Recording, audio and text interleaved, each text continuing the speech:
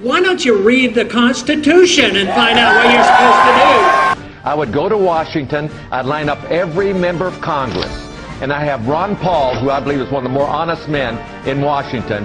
I say, Ron, point out the honest politicians and the dishonest politicians. I don't know that. And as we're walking down the line, he'd say, he's honest, he's honest. Now, he's dishonest. I'd walk up to him and I'd say, you're fired. And if he didn't move immediately, I'd choke him unconscious and drag him over to the pile. I'd choke him unconscious and drag him over to the pile. My program is very simply this. I'm running on the things I don't want to do. I don't want to run your life. I don't know how to run your life. I don't have the authority to run your life, and the Constitution doesn't permit me to run your life. If everybody just leave everybody alone instead of trying to manipulate everyone else's life, I know that's easier said than done, and the temptation politically is to get in and involve yourself with every last minutia that people are involved with, but it's not it's not going to be that way for the time being until things take it. The pendulum's going to have to go all the way over to one side before that. Ron Paul, he's talking about fiscal responsibility. That certainly is something I like. Ron Paul, he's talking about fiscal responsibility. That certainly is something I like.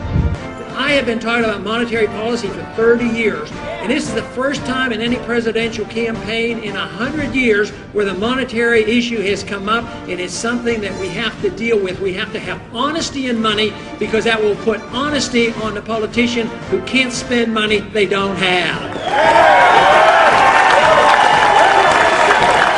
I mean, they lied about the murder of Pat Tillman. They lied about the rescue of Jessica Lynch. They lied about weapons of mass destruction in Iraq. They lied about ties to Al-Qaeda with Saddam Hussein. None of those were true things. Well, there's only one person that I like at all, and that's Ron Paul. Well, there's only one person that I like at all, and that's Ron Paul. He's the only one that I agree with, that we need to audit the Federal Reserve, that we need to shut down these wars and bring our young men and women home immediately, shut down all these bases throughout the world, and let's start concentrating on jobs at home and job creation here. Can you imagine the money we could put forward to our infrastructure if we weren't involved in these two stupid wars that we've been in for 10 years? We are now spending nearly $1 trillion a year to maintain an empire. We were not meant to be an empire. We were meant to be a republic protecting liberty here at home. We weren't to be the policemen of the world. Your view of Ron Paul?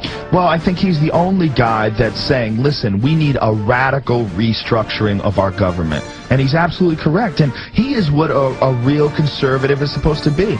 And any rational, reasonable person who would listen to Ron Paul talk goes, well, here's a guy who obviously understands the system, was calling the economic collapse way in advance. 30 years ago. Yeah, I mean, he's a brilliant, brilliant guy. He's a brilliant, brilliant guy. It's called monetary debasement. It's debasing the currency. And how do they do it? Very simple. They just print it. We need to prohibit the printing money. We need to deal with the Federal Reserve System. Oh Christ! I'm not trying to talk for clapping. I'm trying to talk for you guys. You better start thinking. It's getting to be goddamn ridiculous.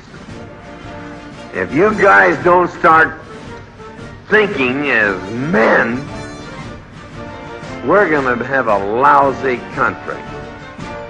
Jesus, I have had the chance to be with guys who are with things and against things.